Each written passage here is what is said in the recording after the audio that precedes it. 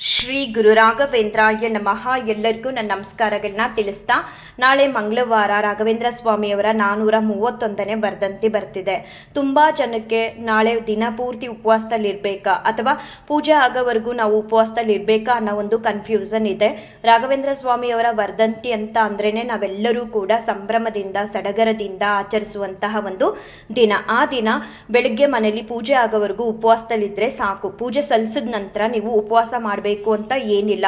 ಯಾಕಂತ ಅಂದ್ರೆ ನೀವು ನೋಡ್ಬೋದು, ಎಲ್ಲ ರಾಯರ ಮಠಗಳಲ್ಲಿ ಮಂತ್ರಾಲಯದಲ್ಲಿ ಆ ದಿನ ಪೂರ್ತಿ ಅನ್ನ ಸಂತರ್ಪಣೆನ ಮಾಡ್ತಿರ್ತಾರೆ. ಅಂದ್ರೆ ಬಂದ ಜನಕ್ಕೆಲ್ಲ ಹೊಟ್ಟೆ ತುಂಬಾ ಊಟನ ಬಡಿಸ್ತಿರ್ತಾರೆ ರಾಯರ ಹೆಸರೇಳಿ. ಆ ದಿನ ನಾವೆಲ್ಲರೂ ಸಂತೋಷ ಪಡುವಂತಹ ದಿನ, ಸಂಭ್ರಮದಿಂದ ಆಚರಿಸುವಂತಹ ದಿನ. ಆ ದಿನ ನಾವು ಹಸ್ಕೊಂಡು ಉಪವಾಸದಲ್ಲಿದ್ದು ದಿನ ಪೂರ್ತಿ ಒಂದು ರೀತಿ ಕಷ್ಟ ಪಡ್ತಿದ್ರೆ ಅದು ರಾಘವೇಂದ್ರ ಸ್ವಾಮಿ ಅವರಿಗೆ ಇಷ್ಟ ಆಗಲ್ಲ. ಇವಾಗ ನಮ್ಮನೇಲಿ ಯಾರ್ದಾದ್ರೂ ಒಬ್ರದ್ದು ಬರ್ತಡೇ ಇದ್ರೆ ನಾವು ಅವ್ರ ಬರ್ತಡೇ ದಿನ ಉಪವಾಸ ಇರ್ತೀವ? ಇರಲ್ಲ ಅಲ್ಲ. ಇನ್ನು ಬರ್ತಡೇ ಅಂತ ಹೇಳಿ ಹೆಚ್ಚಿನ ಸಿಹಿ ಮಾಡಿ ಸಂಭ್ರಮನ ಆಚರಿಸ್ತೀವಿ. ಅದೇ ರೀತಿ ನಾಳೆ ರಾಘವೇಂದ್ರ ಸ್ವಾಮಿಯವರಿಗೆ ನಿಮ್ಮ ಮನೆಗಳಲ್ಲಿ ಯಾವ ಸಮಯದಲ್ಲಿ ಪೂಜೆ ಸಲ್ಲಿಸ್ತೀರಾ ಅಲ್ಲಿವರೆಗೂ ಬೆಳಗ್ಗೆ ಎದ್ದಾಗ್ಲಿಂದ ಪೂಜೆ ಮುಗಿಸೋವರೆಗೂ ನೀವು ಒಂದು ಹನಿ ನೀರು ಕೂಡ ಕುಡಿದೆ ರಾಘವೇಂದ್ರ ಸ್ವಾಮಿಯವರಿಗೆ ಸೇವೆನ ಸಲ್ಲಿಸಿದ್ರೆ ತುಂಬನೇ ಒಳ್ಳೆಯದು. ಪೂಜೆ ಎಲ್ಲ ಆದಮೇಲೆ ನೀವು ಪೂಜೆಗೆ ಅಂತ ಮಾಡಿರುವಂತಹ ನೈವೇದ್ಯನ ಮೊದಲು ಸ್ವೀಕಾರ ಮಾಡಿ. ಏನಾದರೂ ನೀವು ರಾಘವೇಂದ್ರ ಸ್ವಾಮಿಯವರಿಗೆ ಅಭಿಷೇಕನ ಮಾಡಿದರೆ ಆ ಅಭಿಷೇಕದ ಪಂಚಾಮೃತನ ಮೊದಲು ಸ್ವೀಕಾರ ಮಾಡಿ ತೀರ್ಥನ ತಗೊಂಡು ನಂತರ ನೀವು ಮನೇಲಿ ಮಾಡಿರುವಂತಹ ಅಡುಗೆ ಎಲ್ಲವನ್ನು ಕೂಡ ತಿನ್ಬಹುದು. ಜೊತೆಗೆ ನಿಮಗೆ ಇಷ್ಟ ಆದವ್ರಿಗೆಲ್ಲರಿಗೂ ಕೂಡ ನಿಮ್ಮನೇಲಿ ಮಾಡಿರುವಂತಹ ಸಿಹಿನ ಹಂಚ್ಬೋದು. ಇವತ್ತು ರಾಘವೇಂದ್ರ ಸ್ವಾಮಿಯವರ ವರ್ಧಂತಿ ಅಂತ ಹೇಳಿ ನಿಮ್ಗೆ ಎಷ್ಟು ಜನಕ್ಕೆ ಹಂಚಬೇಕು ಅಂತ ಮನಸ್ಸು ಬರುತ್ತೋ ಅಷ್ಟು ಜನಕ್ಕೂ ಕೂಡ ನೀವು ಮಾಡಿರುವಂತಹ ಸಿಹಿ ತಿಂಡಿಗಳನ್ನ ಹಂಚಿ ಆ ದಿನನ ಸಂಭ್ರಮಿಸ್ಬೋದು. ಮತ್ತು ಬೆಳಿಗ್ಗೆ ಎದ್ದಾಗ್ಲಿಂದ ರಾಘವೇಂದ್ರ ಸ್ವಾಮಿಯವರ ನಾಮಸ್ಮರಣೆನ ಮಾಡ್ತಾನೆ ಇರಿ, ತುಂಬ ಒಳ್ಳೆಯದು.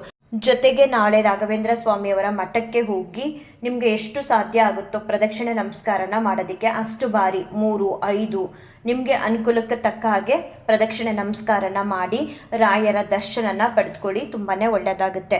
ನಾವು ಸಾಮಾನ್ಯವಾಗಿ ಯಾರ್ದಾದ್ರೂ ನಮ್ಮ ಮನೆಗಳಲ್ಲಿ ಹುಟ್ಟುದಬ್ಬ ಅಂತ ಅಂದರೆ ಉಡುಗೊರೆ ಅಂತ ಹೇಳಿ ಕೊಟ್ಟೇ ಕೊಡ್ತೀವಿ. ಯಾವ ದಿನ ಕೊಡದೇ ಇದ್ರೂ ಬರ್ತಡೇ ಅಂತ ಬಂದಾಗ ಕೊಟ್ಟೇ ಕೊಡ್ತೀವಿ. ನಾವು ರಾಯರಿಗೆ ಏನು ಕೊಡೋದಕ್ಕೆ ತಾನೇ ಸಾಧ್ಯ? ಭಕ್ತಿ ಅನ್ನೋದನ್ನು ಬಿಟ್ಟು ನಾವೇನೂ ಕೂಡ ರಾಯರಿಗೆ ಕೊಡೋದಕ್ಕೆ ಸಾಧ್ಯ ಇಲ್ಲ.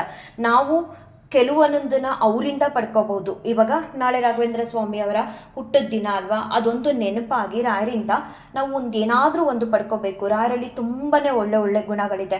ನಾನು ಅನ್ನೋದಿಲ್ಲ ಅವರಲ್ಲಿ, ನನ್ನಿಂದಲೇ ಅನ್ನೋದಿಲ್ವೇ ಇಲ್ಲ. ಮತ್ತು ದುರಾಸೆ, ಆಸೆ, ಯಾವ ಅಧಿಕಾರ ಬೇಕು ಯಾವುದು ಕೂಡ ಅವರಲ್ಲಿಲ್ಲ. ಎಷ್ಟೋ ಗುಣಗಳಿದೆ ಹೇಳ್ತಾ ಹೋದರೆ. ಅಷ್ಟು ಗುಣಗಳಲ್ಲಿ ಯಾವುದಾದ್ರೂ ಒಂದು ಒಳ್ಳೆ ಗುಣನ ನಾಳೆ ರಾಘವೇಂದ್ರ ಸ್ವಾಮಿಯವರ ವರ್ಧಂತಿ ದಿನ ರಾಯರ ಹತ್ರ ಬೇಡ್ಕೊಳ್ಳಿ.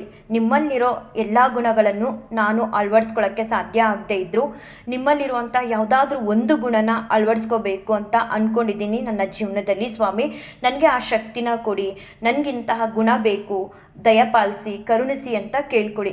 ಒಂದು ಎಕ್ಸಾಂಪಲ್ ಹೇಳ್ತೀನಿ. ರಾಘವೇಂದ್ರ ಸ್ವಾಮಿಯವರು ಸನ್ಯಾಸತ್ವನ ಸ್ವೀಕಾರ ಮಾಡೋದಕ್ಕೂ ಮುಂಚೆ ಮಠಗಳಿಗೆ ಹೋಗ್ತಿರ್ತಾರೆ. ಶ್ರೀ ಸುಧೀಂದ್ರ ತೀರ್ಥರು ಒಮ್ಮೆ ಅವ್ರ ಶಿಷ್ಯರನ್ನೆಲ್ಲರನ್ನೂ ಕರ್ಕೊಂಡು ಬೇರೆ ಕಡೆ ಹೋಗಿರ್ತಾರೆ. ಆಗ ಆ ಮಠದ ನಿರ್ವಹಣೆ ಎಲ್ಲ ನೋಡ್ಕೋಬೇಕಲ್ವಾ. ಶ್ರೀ ಸುಧೀಂದ್ರ ತೀರ್ಥರು ಬರೋವರೆಗೂ ಅಲ್ಲಿವರೆಗೂ ಯಾರನ್ನ ನೇಮಿಸ್ಬಿಟ್ಟು ಹೋಗೋದು ಅಂತ ಯೋಚನೆ ಮಾಡಿ ಅವರು ವೆಂಕಟನಾಥನೇ ಸರಿ ಅಂತ ಹೇಳಿ ರಾಘವೇಂದ್ರ ಸ್ವಾಮಿಯವ್ರನ್ನ ಅವರು ಹೋಗಿ ಬರೋವರೆಗೂ ರಾಘವೇಂದ್ರ ಸ್ವಾಮಿಯವ್ರಿಗೆ ಹೇಳ್ತಾರೆ, ನಾನು ಬರೋವರೆಗೂ ಈ ಮಠದ ಎಲ್ಲ ಅಧಿಕಾರನೂ ನೀನು ನೋಡ್ಕೊಳ್ತಾ ಇರಬೇಕು ಅಂತ ಹೇಳಿ ಹೋಗ್ತಾರೆ.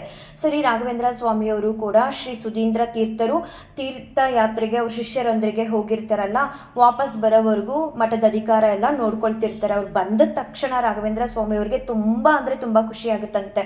ಸದ್ಯ ಅವ್ರು ಬಂದ್ರಲ್ಲ ಅಂತ ಹೇಳಿ ಅವ್ರಿಗೆ ಕೊಟ್ಟಿರುವಂತಹ ಅಧಿಕಾರ ಎಲ್ಲವನ್ನೂ ವಾಪಸ್ ಕೊಟ್ಬಿಡ್ತಾರಂತೆ.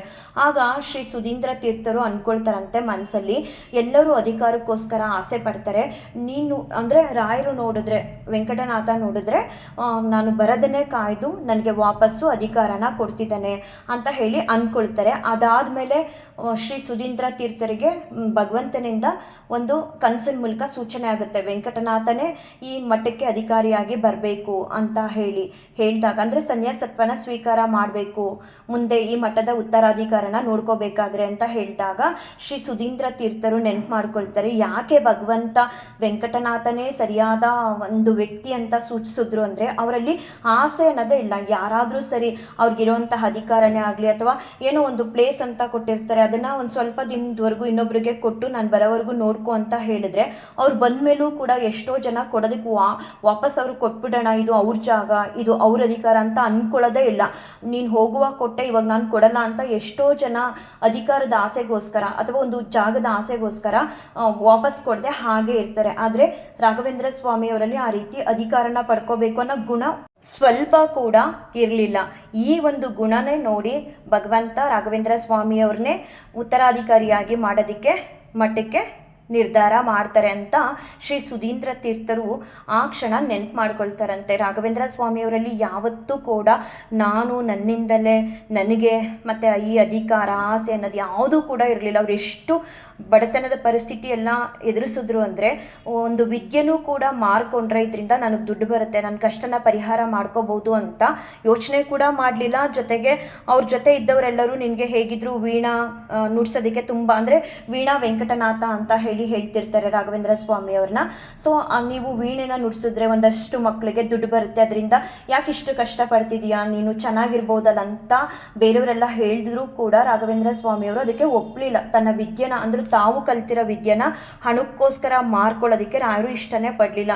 ಎಲ್ಲ ಕಷ್ಟಗಳನ್ನೂ ಕೂಡ ಭಗವಂತನ ಇಚ್ಛೆ ಅಂತ ಹೇಳಿ ಸ್ವೀಕಾರ ಮಾಡಿದ್ರು ಹೊರತು ಅವರ ಸ್ವಾರ್ಥಕ್ಕಾಗಿ ಅವರು ಪಡ್ತಿರುವಂಥ ಕಷ್ಟಗಳನ್ನ ಕಳ್ಕೊಳ್ಳೋದಕ್ಕಾಗಲಿ ಅವ್ರ ವಿದ್ಯೆನ ಮಾರ್ಕೊಳ್ಳೋದಕ್ಕೆ ಹೋಗಲಿಲ್ಲ. ಅವರಲ್ಲಿ ಆಸೆ, ಹಣ ಬೇಕು, ಒಂದು ರೀತಿ ತುಂಬಾ ಒಳ್ಳೆ ಗುಣಗಳು ತುಂಬಿತ್ತು ಹೊರತು ಯಾವುದೂ ಕೂಡ ಅವರಲ್ಲಿ ಬೇಡವಾದಂತಹ ಗುಣಗಳನ್ನ ರಾಘವೇಂದ್ರ ಸ್ವಾಮಿಯವರಲ್ಲಿ ಶ್ರೀ ಸುಧೀಂದ್ರ ತೀರ್ಥರು ನೋಡೋದಕ್ಕೆ ಸಾಧ್ಯನೇ ಆಗಿರಲಿಲ್ಲ.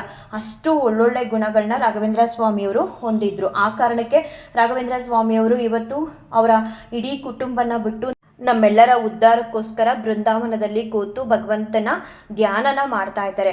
ತುಂಬಾ ಒಳ್ಳೊಳ್ಳೆ ಗುಣಗಳಿದೆ. ಒಮ್ಮೆ ನೀವು ದೃಢ ನಿರ್ಧಾರನ ಮಾಡಿ ರಾಘವೇಂದ್ರ ಸ್ವಾಮಿಯವರಿಂದ ನಾವು ಉಡುಗೊರೆ ಏನೂ ಕೊಡೋದಕ್ಕೆ ಸಾಧ್ಯ ಇಲ್ಲ, ಭಕ್ತಿ ಅನ್ನೋದನ್ನು ಬಿಟ್ಟು ಸ್ವಾಮಿಗೆ ಹೇಳಿ, ಅಂದರೆ ರಾಯರಿಗೆ ಹೇಳಿ, ಸ್ವಾಮಿ ನಾವು ಈ ಥರದ ಒಂದು ಗುಣನ ನಿಮ್ಮಿಂದ ಪಡ್ಕೋಬೇಕು ಅಂತ ಅಂದ್ಕೊಂಡಿದ್ದೀವಿ, ನಿಮ್ಮ ವರ್ಧಂತಿ ದಿನ ಆ ಒಂದು ಗುಣನ ನಮಗೆ ನೀವು ಉಡುಗೊರೆ ಆಗಿ ಕೊಡಿ ಅಂತ ಯಾರಿಗೆಲ್ಲ ರಾಘವೇಂದ್ರ ಸ್ವಾಮಿಯವರ ಕೆಲವು ಗುಣಗಳಲ್ಲಿ ಕೆಲವೊಂದನ್ನಾದರೂ ನಾವು ಅಳವಡಿಸ್ಕೋಬೇಕು ಬದುಕಲ್ಲಿ ಅಂತ ಅನಿಸುತ್ತೋ ಅಂಥವ್ರು ರಾಯರ ಹತ್ರ ನಾಳೆ ತಪ್ಪದೆ ಬೇಡ್ಕೊಳ್ಳಿ. ಅದನ್ನು ಪ್ರತಿದಿನ ಪ್ರತಿ ಕ್ಷಣ ನೀವು ಪರಿಪಾಲನೆ ಮಾಡಬೇಕು. ರಾಯರಿಂದ ನಾನು ಅಂದರೆ ವರ್ಧಂತಿ ದಿನ ಈ ಥರ ಹೇಳಿದ್ದೀನಿ, ಇಂಥ ಒಂದು ನಿಮ್ಮ ಗುಣಗಳನ್ನ ನಾನು ಅಳವಡಿಸ್ಕೊಳ್ತೀನಿ ಅಂತ ಹೇಳಿ ಅದನ್ನು ಮರಿದೇ ನೀವು ಪ್ರತಿನಿತ್ಯ ಅಳವಡಿಸ್ಕೊಳ್ತಾ ನಿಮ್ಮ ಬದುಕಲ್ಲಿ ಮುಂದೆ ಸಾಗಬೇಕು. ಆಗ ರಾಯರು ಕೂಡ ತುಂಬ ಖುಷಿ ಪಡ್ತಾರೆ. ನಮ್ಮ ಫ್ಯಾಮಿಲಿ ಮೆಂಬರ್ಸು ಅಥವಾ ನಮ್ಮ ಫ್ರೆಂಡ್ ಸರ್ಕಲಲ್ಲೋ ಯಾರ್ದಾದ್ರೂ ಒಬ್ರದ್ದು ಹುಟ್ಟುಹಬ್ಬ ಅಂತ ಅಂದರೆ ಸಾಮಾನ್ಯವಾಗಿ ನಾವೆಲ್ಲರೂ ಗಿಫ್ಟ್ ಅಂತ ಹೇಳಿ ಕೊಡ್ತಾನೆ ಇರ್ತೀವಿ. ಆದರೆ ನಾಳೆ ರಾಘವೇಂದ್ರ ಸ್ವಾಮಿಯವರ ವರ್ಧಂತಿ ದಿನ ಅವರಿಂದ ಯಾವುದಾದ್ರೂ ಒಂದು ಗುಣನ